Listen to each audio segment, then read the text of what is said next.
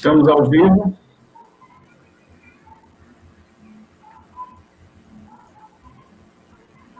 Boa noite, comunidade arapiraquense, comunidade alagoana, comunidade brasileira. Hoje estou aqui representando a instituição na qual trabalho, Faculdade de Ensino Regional Alternativa, para darmos início ao 8º Congresso Nacional Científico da instituição. Então, neste momento, saúdo os nossos alunos que estão em casa, aqueles que serão, certamente, nos próximos períodos, a todos aqueles que estão compondo e compuseram a instituição, inclusive os não professores. A gente tende a colocar a atividade escolar como um protagonismo dos professores, muitas vezes esquecendo aqueles que dão todo o suporte para que as aulas, para que as pesquisas aconteçam. Então, a vocês, um abraço especial. Neste momento, antes de abrir a fala para a professora Petra, que está aqui nos contemplando com o seu auxílio e ajuda, e os demais participantes, que a gente faça um contexto um pouco da situação que nós vivemos, né? Uma situação sem precedentes na história da humanidade. Então, esse congresso, ele não é apenas mais um congresso, ele é um congresso em 2020, né? Congresso este no ano em que explode a pandemia do Covid-19. E, a partir disso, nós temos uma mudança muito considerável sobre o que é ser humano, sobre o que é sociabilidade, sobre o que é educação e sobre o que é trabalho. Então, o nosso congresso, e falo nosso com muita convicção, né? Este é um congresso que se coloca nessa conjuntura e precisa se colocar assim. Nós vivemos um momento emblemático não somente nas relações de trabalho, não somente nas relações sociais, mas também nas relações científicas, nas relações escolares. No momento em que é a ciência e o trabalho dos homens e mulheres que irão nos salvar desse momento difícil, mas nesse meio nós temos um momento de alta contestação ao fazer científico, ao fazer educacional, né? Isso nos revelará mais à frente, não aqui fazendo o papel de vidente, mas de analisando as tendências, o quanto nós, enquanto cientistas e pesquisadores, também falhamos, né? Então, para que qualquer um chegue e fale questões empíricas, simplistas, e isso ecoe, e a ciência não, né? Então, a gente precisa defender hoje que a Terra é redonda, que as vacinas elas são efetivas, entre uma série de outros conhecimentos já consolidados. Isso significa também que a nossa linguagem científica, né, não chegou como deveria ter chegado às pessoas e à população em geral. Então, muitas vezes, nós ficamos nesses espaços, né, e daqui não saímos nem levamos o nosso conhecimento. Então, qualquer um que fale de onde quer que seja, às vezes tem muito mais eco no falar do que a gente aqui que está na academia e fazendo ciência. Então, esse momento é também um momento de aproximar a ciência do povo. E é lá que ela deve estar. Então, agora eu passo, uma vez aberto, né, os trabalhos, eu passo para a professora Petra Schneider fazer suas considerações. Professora Petra. Obrigada, professor Felipe. Boa noite a todos. Sejam muito bem-vindos, né, ao nosso Congresso de Educação, Saúde e Cultura, conectando saberes e práticas, né? A interdisciplinaridade está colocada dentro desse congresso. Gostaria de saudar os nossos estudantes que estão acompanhando esse momento histórico, né, diante dessa conjuntura que o professor Felipe já colocou. Sejam muito bem-vindos, estudantes de Educação Física e os nossos queridos estudantes do curso de Pedagogia também. Gostaria de saudar a toda a administração e os demais professores também que estão acompanhando o nosso congresso. E hoje, em especial, né, esses palestrantes que são maravilhosos, né? Queria saudar o professor Carlindo, foi meu professor de português na educação básica, no terceiro ano do ensino médio. O professor Leonardo Luz, que foi meu professor na graduação na universidade, e foi meu colega de trabalho também, e a professora Marília Mendonça, né? Sejam muito bem-vindos. Esse é um espaço para vocês compartilharem conhecimento que vocês têm de sobra. Então, gostaria nesse exato momento, né, de declarar de fato e de verdade que estamos abertos agora, como o professor Felipe já colocou, e que vocês possam aproveitar cada fala, cada conteúdo que vai ser explanado, que tudo isso vai agregar valor para ampliarmos, né, o nosso conhecimento, colocarmos em prática também e desenvolver, né, o profissional que nós temos, né, tanto no espaço da escola, né, pensando no pedagogo, quanto no espaço que os profissionais de educação física atuam. Então, aproveitem esse momento e cresçam, né, em sabedoria. Muito obrigada. Muito bem, professora Petra. Satisfação trabalhar e construir a educação ao seu lado também. Então, nós iniciaremos agora a abertura, de fato, né, desse nosso momento com a mesa Educação e Prática Social, uma reflexão interdisciplinar. Então, aqui nós teremos 3 palestrantes de áreas diversas, mas que conversam em algum momento, principalmente sobre a importância do fazer científico, né, e um fazer científico diferente, um fazer científico não cru, mas um fazer científico que conversa com as necessidades sociais de saúde e aprendizado da população em geral.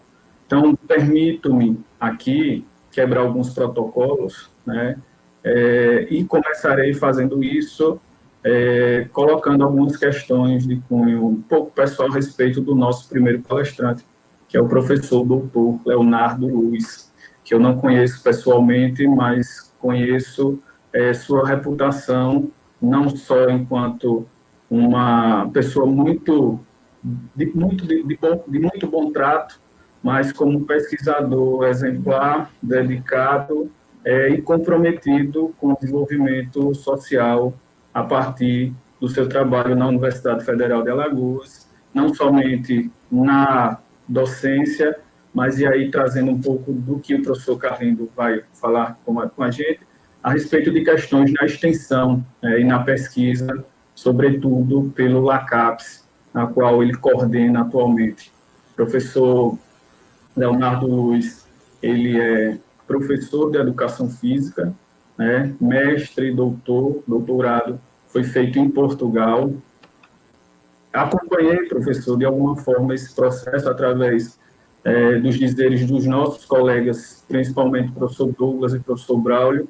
Fico muito feliz de tê-lo aqui, apresentando-lhe, e dizer que esse aqui é um espaço aberto, queremos trazê-lo novamente, você, o professor Arnaldo, que já nos contemplou com suas considerações, né?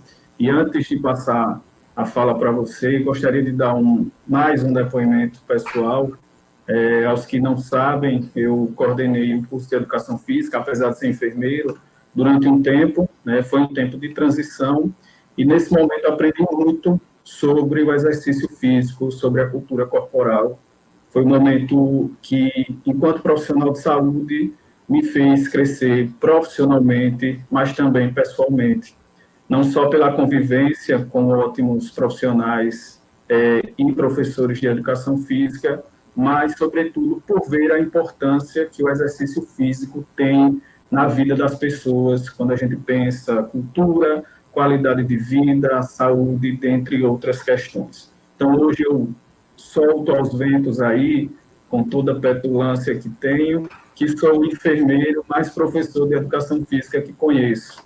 Por essa vivência já há um tempo, a minha orientadora de mestrado era professora de educação física, e fico muito feliz em trazê-lo e abrilhantar os nossos alunos aqui com seus conhecimentos, né, que é preponderante, porque a professora Petra entende isso que estamos colocando aqui, Falar de exercício físico por mais óbvio que possa parecer, por mais dado que possa parecer, é algo profundo que a gente precisa estar sempre, inclusive quem ministra a aula, voltando aos fundamentos, atualizando os conhecimentos acima do que o próprio campo científico propõe.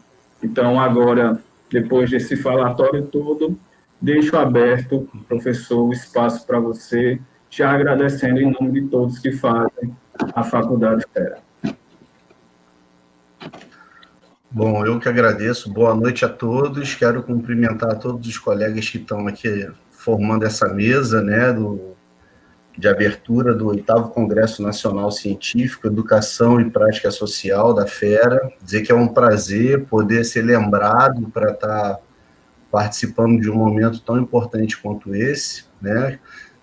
Saudar aí a mesa em nome na figura da professora Petra, que eu tive a oportunidade de ser professor e colega de trabalho, professor Felipe, que, como ele bem disse, não tivemos ainda o prazer de nos conhecermos pessoalmente, mas quando isso tudo terminar, a gente vai, com certeza, ter esse prazer, e os demais colegas também, e aproveito para desejar a todos um bom evento e que a gente possa estar levando informação, né, que é o mais importante, e é o que os estudantes da FERA e os demais que estão acompanhando o evento estão esperando de nós, né?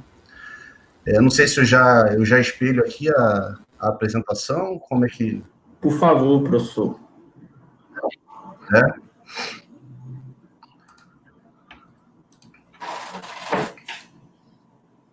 Estão conseguindo ver a apresentação?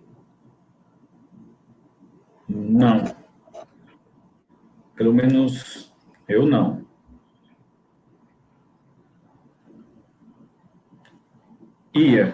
Pronto. Agora sim. Tá ok? Tá ok, então? Ok. Legal. Bom, como o professor Felipe me apresentou, eu atualmente sou professor da Universidade Federal de Alagoas, né, do campus de Arapiraca, no curso de Educação Física, de licenciatura. Estou lá trabalhando com ensino, extensão e pesquisa já há 11 anos.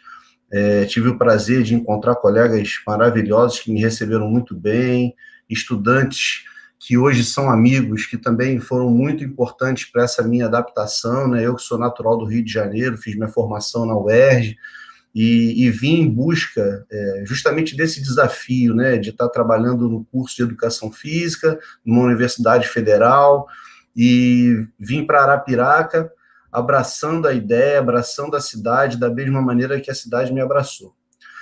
Quando o professor Douglas me convidou para fazer uma das palestras, né, dessa mesa de abertura, ele me deixou à vontade para estar falando sobre o tema que eu achasse mais interessante.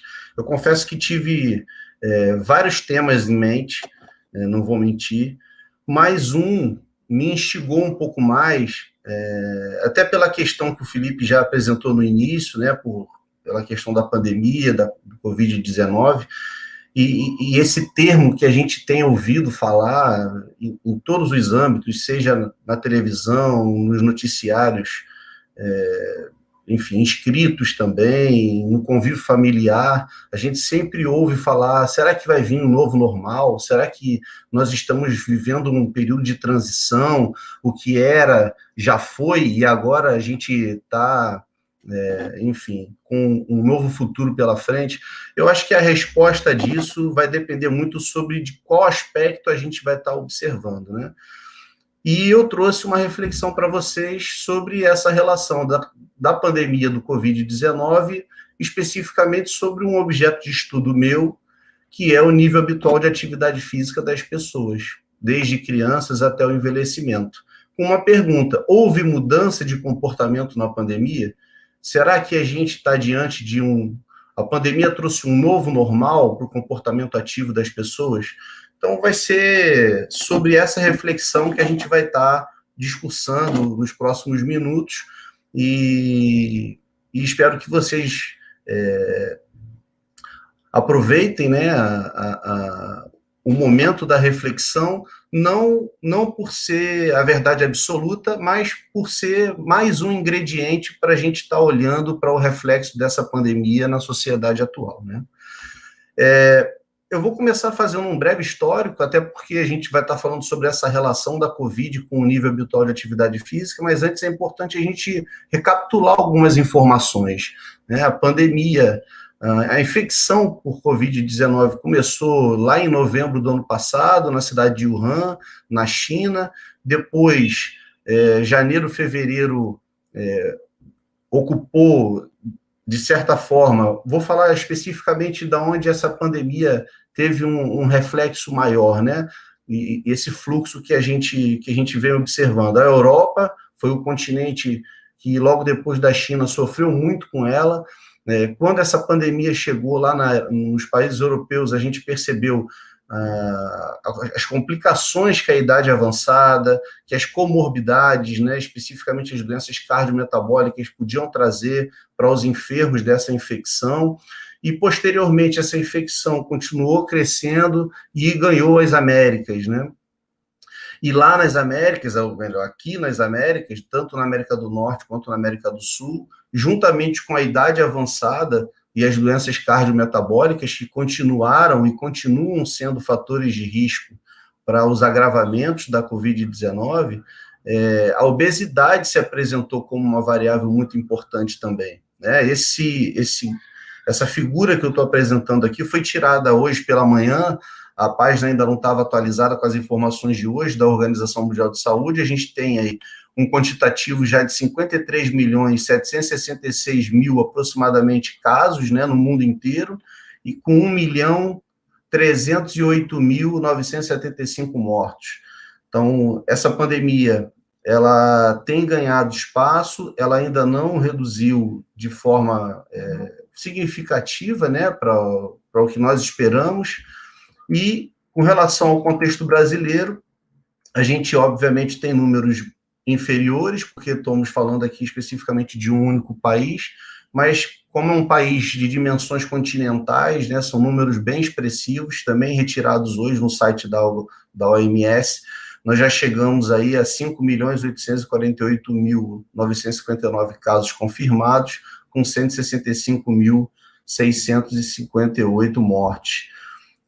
As pessoas que querem acompanhar essas informações têm aí diversos meios para estar fazendo isso. Eu opto pelos meios oficiais, então eu trago aqui um recorte, né, do que é o Boletim Epidemiológico Especial do Ministério da Saúde. A gente já está no 36º Boletim Epidemiológico Especial do Coronavírus, Covid-19, e as informações que a gente vem acompanhando desde o primeiro boletim epidemiológico endossam aquela preocupação com a presença das comorbidades, né, para aquelas pessoas que vão estar infectadas pelo Covid, sendo isso um fator de agravamento muito grande para as complicações que essa pessoa possa vir a ter. Curiosamente, junto com essas comorbidades, a gente até então ainda não consegue encontrar, já puxando um pouco de sardinha para o meu lado, né? A gente ainda não viu nesse boletim epidemiológico a preocupação com outros fatores de risco para a saúde, como, por exemplo, a atividade física insuficiente. Eu vou usar o termo atividade física ao longo da apresentação, e eu estou entendendo como atividade física aquele movimento corporal, qualquer movimento corporal que eleve o gasto energético para valores acima do de repouso, tá bem? E o exercício físico é um subgrupo da atividade física, esse tratando da atividade física sendo feita regularmente, com o propósito de evitar doenças crônico-degenerativas ou a redução de infecção de doenças agudas e com melhorias da aptidão física. É importante a gente desmembrar isso. Atividade física e exercício físico. O grupo dos exercícios físicos está dentro do grupo das atividades físicas. E quando a gente fala da importância da atividade física como um todo para a saúde das pessoas, a gente fala dela em todas essas manifestações, desde a atividade física realizada no lazer, o próprio exercício físico, por aí vai, tá bem? Com relação ao estado de Alagoas, nós também temos um boletim epidemiológico, nós já alcançamos 92.596 casos confirmados da Covid-19, para um total de 2.295 mortos. Uma taxa de letalidade agora mais baixa do que no início, né, da pandemia, de 2,5%, ou seja, a cada 100 casos confirmados, a gente tem aí uma quantidade de 2 a 3 óbitos, infelizmente. Esse é um recorte dentro desse último boletim epidemiológico que eu tirei hoje da internet. Ele foi publicado ontem pela Secretaria de Saúde do Estado de Alagoas, justamente para mostrar a vocês que também no estado de Alagoas as comorbidades são muito importantes para o agravamento da Covid-19. A gente tem aqui principalmente o diabetes, a hipertensão arterial sistêmica e a cardiopatia como sendo as 3 principais comorbidades relacionadas ao óbito por Covid-19. Então, o fato da pessoa estar comprometida com alguma comorbidade, o fato dela estar com a idade avançada, são aspectos importantes para que a gente possa entender o porquê de uma maior ou menor possibilidade de agravamento da doença. Então, essas informações são muito importantes para as reflexões que a gente vai trazer mais à frente, tá bem? E quais são as estratégias de mitigação que nós temos hoje? Vacina ainda não temos, infelizmente. Está aí, né? A gente está acostumado a ouvir os noticiários, tem vacinas que já estão próximas de aparecer, de repente saem de circulação, deu problema na testagem. Remédio também não temos. Posso dizer que talvez os protocolos de tratamento ao longo do tempo, naturalmente, sofreram aperfeiçoamentos e imagino que hoje o protocolo, né, que nossos colegas da área de saúde que estão à frente disso, lá nos postos de saúde, nos hospitais, já estejam dominando muito mais o tratamento da doença em relação ao período em que a gente foi atingido pela infecção aqui, lá em fevereiro e março. Mas remédio específico para a doença também não temos, então ainda não há. Em relação à testagem, que para alguns países foi um procedimento muito interessante para o controle da epidemia, também no Brasil insuficiente. Nós não temos, infelizmente, o Sistema Único de Saúde com possibilidades de permitir, né, acesso à população ou a grande parte da população à testagem, para que a gente possa ter um controle melhor sobre essa infecção. Então, nos resta as estratégias de mitigação, evitar aglomerações, higiene das mãos, com álcool gel, 70%, o uso obrigatório da máscara, e o que eu gostaria de destacar, até por conta da temática da nossa fala de hoje, o ficar em casa é um ato de amor ao próximo, e de fato é, e foi muito mais no início da epidemia, né? A gente, se não ficasse em casa, se nós não aderíssemos a essa estratégia, nós estaríamos hoje com números muito mais graves do que temos. Muito mais graves do que temos. O isolamento social, de todas, talvez tenha sido a melhor das estratégias para que a gente pudesse controlar, de certa forma, se é que eu posso dizer assim, a infecção. E ainda... talvez não total, mas obedecendo às estratégias de distanciamento, né? Já estamos em etapas mais avançadas, que nos permitem fazer mais algumas atividades, mas ainda assim, acho muito interessante que a gente saia de casa para fazermos, que nós saiamos de casa para fazermos aquelas atividades que sejam realmente muito importantes para o nosso dia a dia, né? As atividades de trabalho, enfim. Então, aí a gente começa a se deparar com uma situação muito curiosa, né? O ficar em casa, ao mesmo tempo que é uma estratégia muito eficiente de mitigar a infecção por coronavírus, por outro lado, é uma estratégia que, de certa forma, vai de encontro ao que vinha sendo recomendado antes da pandemia chegar. A gente tinha uma situação, um contexto social em que a atividade física sempre foi recomendada e, embora nós não tivéssemos níveis de atividade física interessantes, a recomendação continuava sendo feita e agora a gente está com essas duas informações. Eu preciso ficar em casa para conter a contaminação do Covid-19, mas também preciso me manter ativo, porque, afinal de contas, já é de conhecimento de todos a importância da atividade física como uma variável epidemiológica e a relação que a prática da atividade física tem com os outros agravos, né? Nomeadamente os agravos crônico-degenerativos. Então, a partir desse momento, várias recomendações de prática de exercícios físicos em tempos de Covid foram sendo publicadas, a gente tem aí uma série de destaques, a preocupação passou a ser muito grande, principalmente depois que as pessoas começaram a apresentar não só queda de aptidão física, mas também a saúde mental começou a ser comprometida, a saúde social, enfim, as recomendações foram inúmeras. E aí vem a pergunta que a gente fez, né, no título da nossa palestra: Covid-19 e nível habitual de atividade física. Houve mudança de comportamento na pandemia? Para a gente discutir se houve mudança ou não, é preciso a gente ir para o significado do termo mudança, né? Do verbo latino mutare, que significa mudar, trocar de lugar, alterar. Então, o significado de mudança no dicionário online em português, por exemplo, é a alteração ou modificação do estado normal de algo. De fato, nós encontramos na literatura que houve uma diminuição da atividade física.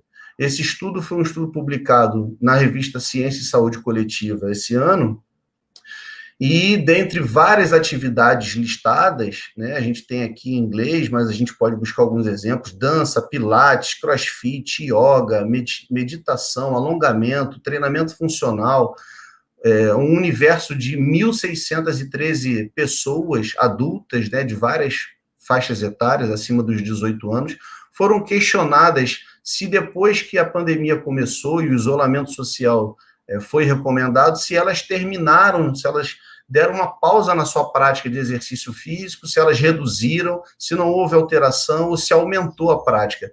E na ampla maioria das atividades, nós temos aqui um quantitativo muito maior de pessoas que disseram que deram uma pausa na atividade. Então, obviamente, que para essas pessoas que foram investigadas nesse estudo científico, houve uma diminuição do nível habitual de atividade física. Mas que pessoas foram essas?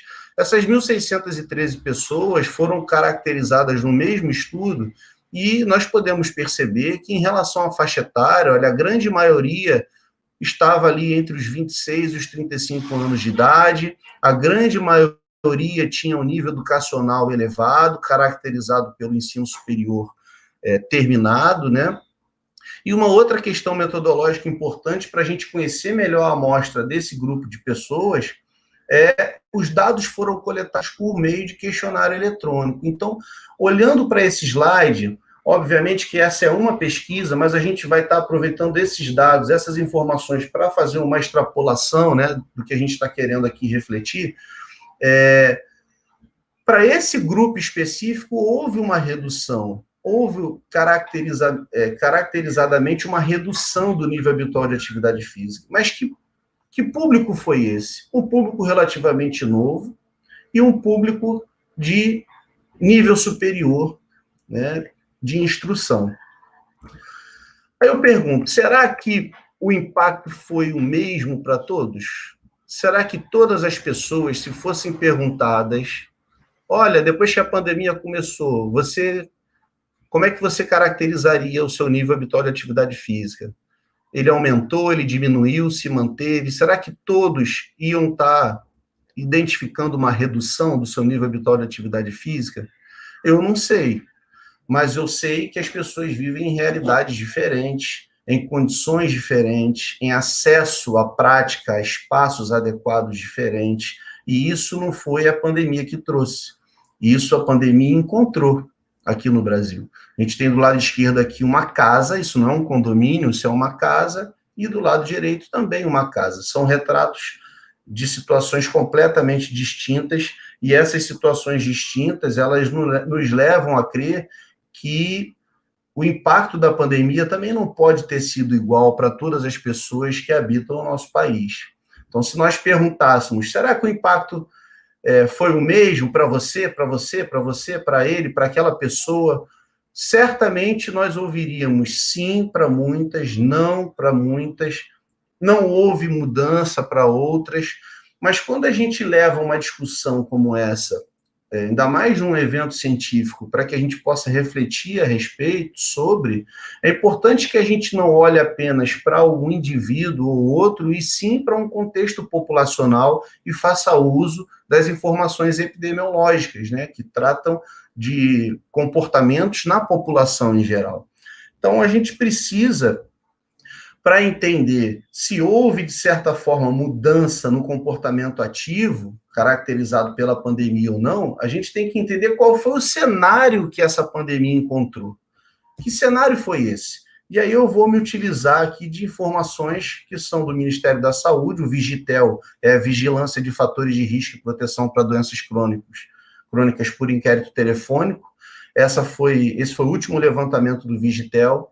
E eu destaco aqui uma das tabelas que o documento do Ministério da Saúde traz, com relação aqui, percentual com excesso de peso da população acima dos 18 anos e percentual da população com obesidade, caracterizada com IMC maior ou igual a 30 kg por metro quadrado. Se nós olharmos em todos os anos em que o Vigitel foi feito, e é o que essa tabelinha aqui nos mostra, né? E também olharmos para a última coluna, que é o do último Vigitel, de 2019, a prevalência de sobrepeso e obesidade é uma prevalência grande, né? Assim como também é grande a prevalência de pessoas insuficientemente ativas. Se nós olharmos para esse destaque de baixo, eu trago para vocês o percentual de pessoas ativas em relação à prática de atividade física, né, no seu tempo de lazer, que é uma informação muito importante. Porque nem todos têm direito ao lazer também, né? Vamos pensar nessa questão. Olha quantos por cento dos homens adultos brasileiros atingem o que é recomendado de atividade física no lazer, 46,7%, e o sexo feminino apenas 32,4%. Então, qual era o cenário antes da pandemia? Era um cenário já complicado, um cenário já muito preocupante. E a gente pode dizer que em 2020 houve um encontro de pandemias. A pandemia da Covid-19, juntamente com a pandemia da obesidade, e a pandemia da atividade física insuficiente ou do sedentarismo. E aí, quando a gente para olhar para essas outras pandemias que já estavam instaladas aqui, elas já traziam números muito alarmantes. A Organização Mundial de Saúde aponta que a pandemia, né, da obesidade no século XXI, mais do que duplicou desde 1980. Em 2014, mais de 1,9 bilhões de adultos tinham excesso de peso, 600 milhões eram obesos. Mais preocupante ainda quando a gente olha para as crianças, 41 milhões de crianças com idade inferior a 5 anos têm excesso de peso ou são obesas. A obesidade causa 4 milhões de mortes por ano. No Brasil, mais da metade da população está acima do peso normal. E com relação à atividade física insuficiente, essa outra pandemia, que eu posso dizer também, já estava aqui esperando a da Covid-19. Sedentarismo é o responsável por uma em cada 10 mortes em todo o mundo, índice comparável ao impacto do tabagismo.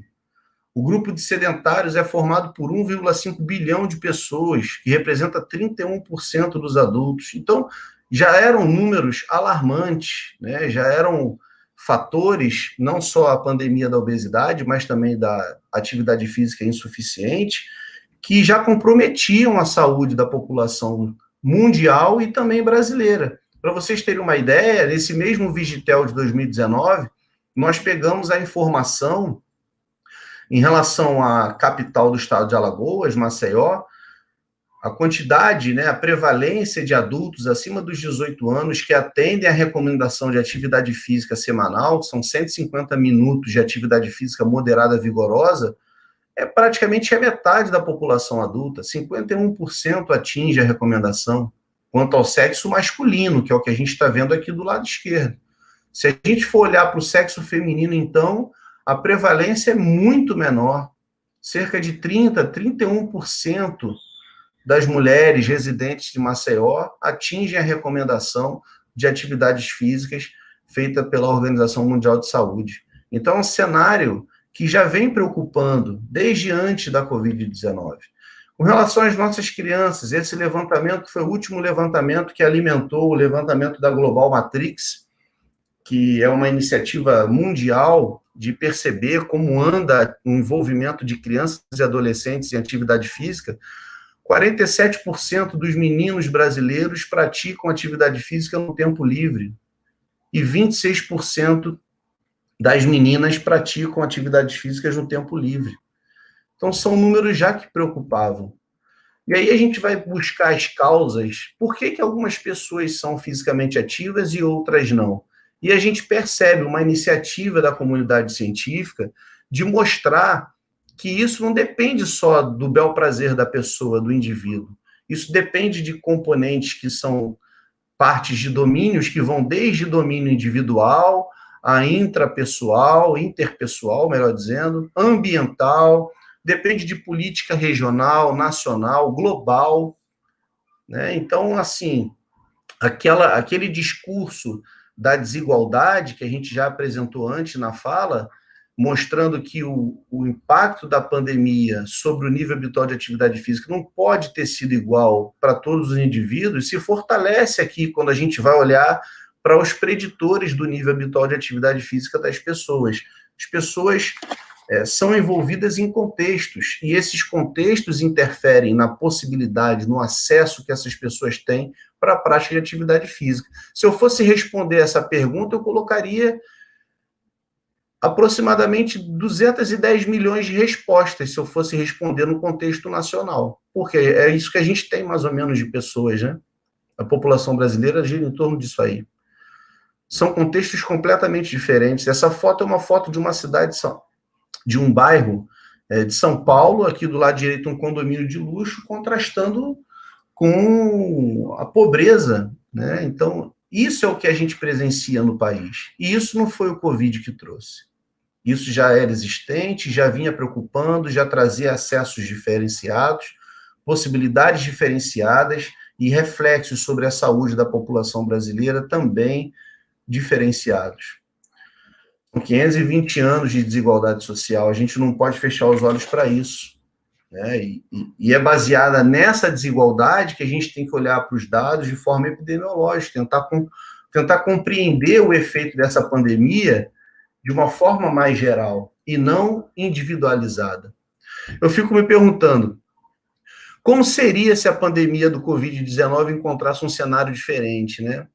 Como é que seria se o Covid chegasse no Brasil e não tivéssemos uma prevalência elevada de atividade física insuficiente, se não tivéssemos a população com mais 50% com sobrepeso instalado, se não tivéssemos números elevados de hipertensos, diabéticos, cardiopatas, né? Certamente que essas comorbidades e fatores de risco que eu acabei de mencionar potencializaram o efeito da Covid-19. Eu não estou dizendo aqui que nós não teríamos problemas com essa infecção. Ela é uma infecção preocupante, forte, potente, mas que certamente foi potencializada por esse cenário que ela encontrou aqui no Brasil. E aí eu volto à pergunta do início. Houve mudança de comportamento na pandemia? E pensando no significado do termo mudança, que foi a pegadinha que a gente tentou trazer para esse título, né? Eu arrisco dizer que não houve mudança, mas sim um agravamento da atividade física insuficiente. Certamente que os números aumentaram em relação à prevalência de atividade física insuficiente, mas eu não tenho caracterizado aqui uma mudança, porque o cenário já era um cenário preocupante antes e vai continuar sendo preocupante se nós não fizermos nada a respeito. A gente tem aqui 3 espelhos, né, nessa figura, que caracterizam o cenário antes da pandemia, o pré-pandêmico, durante a pandemia, e o que pode ser se nós não fizermos nada a respeito da saúde da nossa população. Então, um novo normal seria ótimo sob o aspecto da atividade física habitual, para que nós deixássemos de ter campanhas relacionadas à saúde, como, por exemplo, o Dia Mundial da Saúde, que é comemorado no dia 7 de abril, né, para que nós conseguíssemos, de fato, né, saindo dessa necessidade de campanhas para uma população que pudesse ter o que traz a nossa Constituição de 88, seu artigo 196, que é: a saúde é um direito de todos e um dever de Estado, garantido mediante políticas sociais e econômicas que visem a redução do risco de doenças e outros agravos e ao acesso universal e igualitário às ações e serviços para sua promoção, proteção e recuperação. Eu agradeço a atenção de vocês. Aqui eu tenho alguns contatos, né, como um e-mail, também aqui o Instagram do nosso laboratório. Queria aproveitar a oportunidade para dizer que ninguém faz pesquisa sozinho, ninguém estuda em grupo de pesquisa unitário. Nós temos um grupo muito comprometido. Queria mandar um beijo e um abraço para todos que fazem parte do LACAPES, todos que fazem parte do colegiado do curso de Educação Física de Arapiraca, e dizer que eu estou aberto aqui para as considerações que alguém, porventura, queira fazer. Obrigado pela atenção de vocês. Obrigada, professor Leonardo Luz, por toda essa explanação, né, importantíssima para o nosso conhecimento. Eu queria aproveitar o momento para dar alguns avisos, né, aos nossos estudantes e os convidados que estão participando do nosso congresso. Se inscrevam no canal da Faculdade Fera, porque aí vocês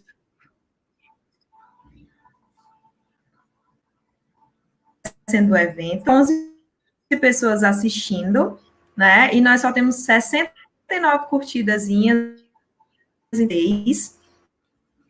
E nós teremos esse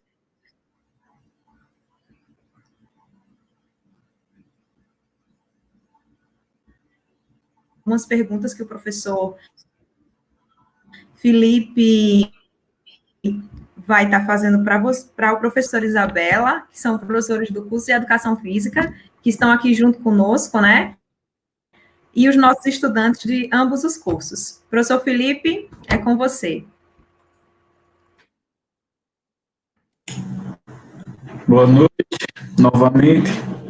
Parabenizar o professor Leonardo pela brilhante fala, né? Dizer que foi enriquecedor, professor, mesmo diante, né, de tantos dados e tantas informações que circulam atualmente, né, nos noticiários, nos próprios boletins, mas que, além da natureza didática da sua fala, nós temos a atualização que é imposta a todo processo científico sério, né, e competente. Então, nesse momento, eu abro aqui algumas perguntas, né? Pergunta do David, pergunta de 1 milhão, professor. Nossos alunos capricham nas perguntas, né? O David questiona: professor, como o senhor enxerga as medidas atuais para o controle da contaminação da pandemia e quais seriam, na sua opinião, as saídas viáveis para contornar a contaminação pela população? Nós temos... Essa é a pergunta de 1 milhão. Eu vou fazer todas a rodada de perguntas? Eu acho melhor ir fazendo esse bate-bola assim, porque eu até tô sem caneta aqui para estar preenchendo, para estar anotando, aí pode ser que eu me perca depois na hora de... Perfeito. Tá? Bom, foi o que você falou, Felipe.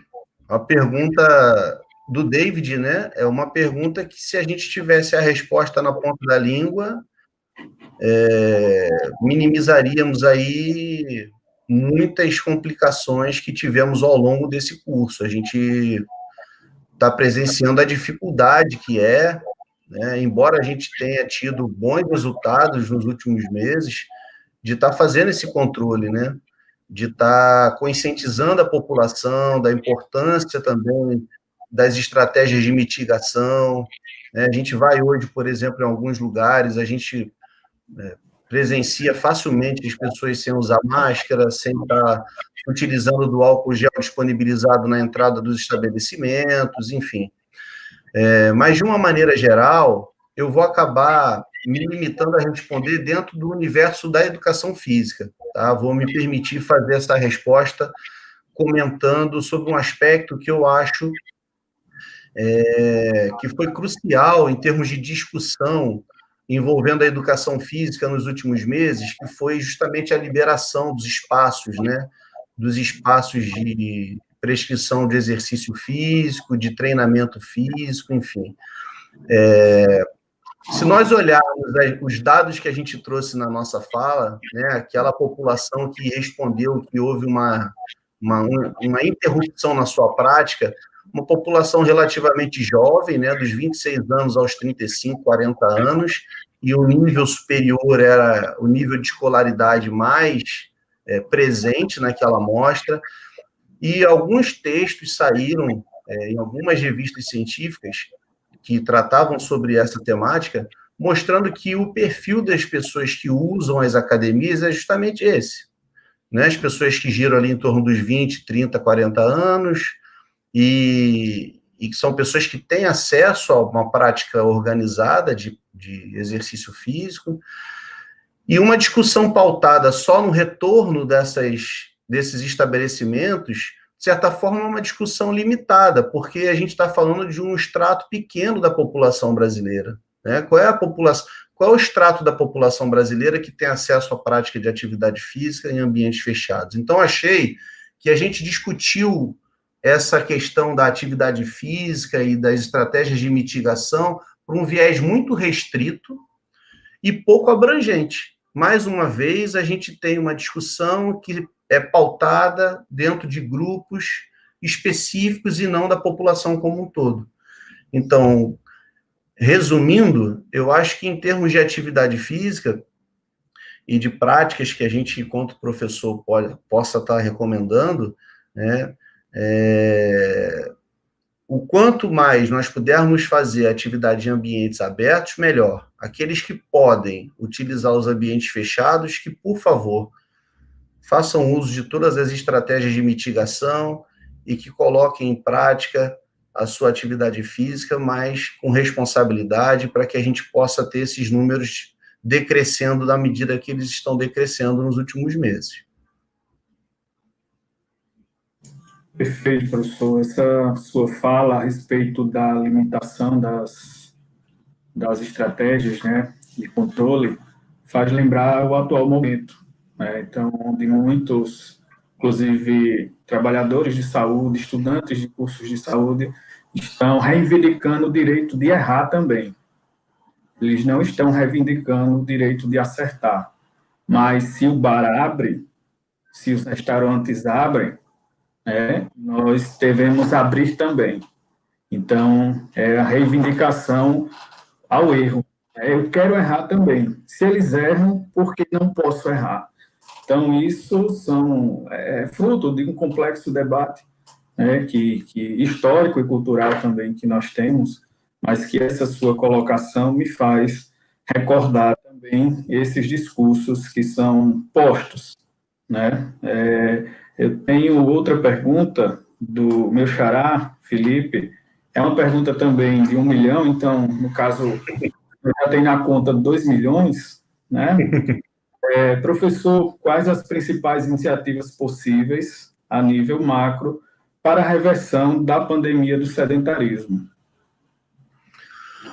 Bom, primeira coisa é a dificuldade que a gente já tem no nosso Brasil há muitos anos, e é histórica e foi mencionada na fala, que é a desigualdade social, né? A gente não vai conseguir ter melhorias nesses números quando a gente não conseguir aumentar o acesso, permitir o acesso das pessoas a um tempo maior, a uma disponibilidade de espaços adequados, vestimentas adequadas, orientação adequada para a prática de atividade física. Então, essa é uma questão que está sempre presente, né? Não tem como a gente discutir aumento de prevalência de nível habitual de atividade física sem a gente discutir o acesso que as pessoas têm aos locais, ao melhor tempo e à melhor prática dessa atividade. Porque, às vezes, a discussão fica muito no âmbito do gasto energético, né? A gente tem vários trabalhos aí que fazem essa brincadeira do trabalhador e tal. Aliás, o primeiro estudo que trouxe atividade física como variável epidemiológica comparou motoristas com trocadores dos ônibus londrinos, né? E risco de mortalidade. Mas aí eu pergunto, será que aquele nosso colega que está ali trabalhando no canavial, que eu sempre passo quando eu vou de Maceió para Arapiraca, né, e trabalha ali horas e horas a fio, com a sua machada, com o seu machado, ou com o seu facão para cortar a cana, aquele gasto energético elevadíssimo que ele tem ali na sua atividade laboral, aquilo traz melhorias para a saúde? Então, a discussão da saúde, da prevalência da atividade física em níveis ótimos é muito complexa mesmo, porque ela não pode permear só a questão do gasto energético. Ela tem que permear o acesso ao tempo livre e a orientação e possibilidades de uma prática adequada. E até a gente conseguir isso, bota tempo aí. Então, eu sou otimista, se não fosse, não seria um estudioso dessa temática. Acho que a gente tem muito a fazer, temos como fazer em alguns aspectos, em outros a gente vai estar sempre esbarrando na necessidade que os grupos de pesquisa, como o nosso, por exemplo, têm, esse compromisso que a gente precisa afirmar, de nos aproximarmos de quem faz política para que as políticas públicas possam vir de uma forma a suprir essas necessidades que a gente pontuou aqui. E eu sou também um fiel... E eu sou uma pessoa, e quem foi meu aluno sabe disso, que acredito muito também no potencial do nosso professor de educação física lá na escola, porque não adianta eu ter espaço adequado e tempo se eu não tiver o conhecimento para colocar aquela prática também para se fazer valer. Então, conhecimento e acesso, para mim, são as duas palavras-chave para a gente conseguir aumentar a prevalência da atividade física. Perfeito, professor. Compartilho muito do seu entendimento da gente articular discussões e propostas de pesquisa. A gente não veja os dados ou pense que eles se explicam neles mesmos, né? Sempre articulando com a realidade que se impõe e que determina muitos dos comportamentos que nós temos do ponto de vista nutritivo, de sedentarismo, comportamental, enfim. Professor, uma última pergunta do Douglas. Em seu ponto de vista, quais foram os impactos da pandemia para crianças e jovens? Essa geração será muito prejudicada em um período pós-pandêmico? Então, pergunta também muito boa. Se for o Douglas que eu estou pensando, é o Douglas Henrique. Se não, é um outro amigo chamado Douglas também. Bom, crianças e adolescentes, nós estamos falando aí de uma faixa etária que traz muitas particularidades, né? A gente pode dividir a infância em fases, depois a puberdade, depois a adolescência. Então, eu não teria uma resposta única, um impacto único para crianças que vão desde primeiros meses de vida até os seus 17, 18 anos. O que eu vejo como estudioso dessa temática é que, sem sombra de dúvidas, aqueles meninos e meninas que estão ali naquela primeira etapa do desenvolvimento motor, né, da fase rudimentar, reflexa, aqueles que são estimulados pelas pessoas que moram na mesma residência, de certa forma se beneficiaram dessa pandemia. Essas crianças tiveram um convívio direto com seus pais que, num tempo normal, talvez não teriam tido. E, certamente, havendo esse convívio mais próximo, foram crianças que, ao invés de um impacto negativo, somaram aí um impacto bem positivo no seu desenvolvimento motor. E a gente sabe da relação que o desenvolvimento motor tem com o nível habitual de atividade física. Cada vez mais a literatura mostra que crianças bem coordenadas, bem desenvolvidas de forma não só motora, mas desenvolvimento humano de uma maneira geral, são pessoas que estão mais inseridas em atividades físicas nas fases subsequentes da vida. Eu vejo um reflexo muito negativo, principalmente para aquelas crianças que já estão chegando mais próximas da puberdade e a própria puberdade. Eu tenho aqui 2 pré-adolescentes em casa e eu vejo quanto, né? Porque a gente não pode olhar a atividade física, a pandemia, só pelo olhar físico. Eu não posso olhar o reflexo negativo da pandemia só pela gordurinha que somou um pouco mais, ou diminuição da massa magra um pouco mais aqui, enfim, ou menos gasto energético que essa criança teve, mas principalmente pelo olhar social. E essa fase é uma fase que a interação social com os amigos é fundamental para o bom desenvolvimento. Então, se eu tivesse que apontar uma faixa etária que tivesse sofrido ou que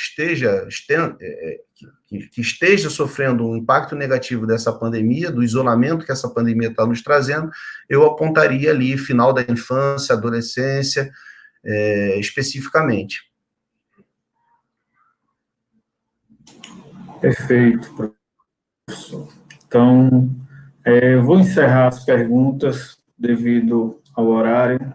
O professor Leonardo, que abrilhantou o nosso início de trabalho aqui, o nosso início de congresso, tem compromisso e precisaremos liberá-lo. No entanto, professor, me permita falar por você, aos que têm questionamentos, como, e sei que a praxe é essa, quando deixam os contatos, é porque entendem que esse é um pontapé, que esse momento Exatamente.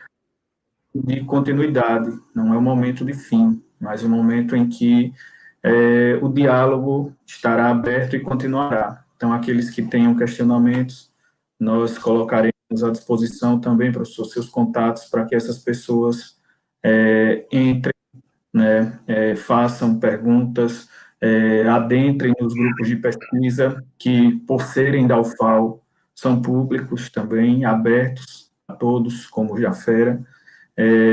Enfim, então, agradecer muito, dizer que foi uma satisfação, em nome da Faculdade de Ensino Regional Alternativa, em nome do curso de Pedagogia, do curso de Direito e, sobretudo, do curso de Educação Física, que muito foi acrescentado na nossa formação, na formação dos alunos. Então, agradecê-lo e agradecer aos que participaram.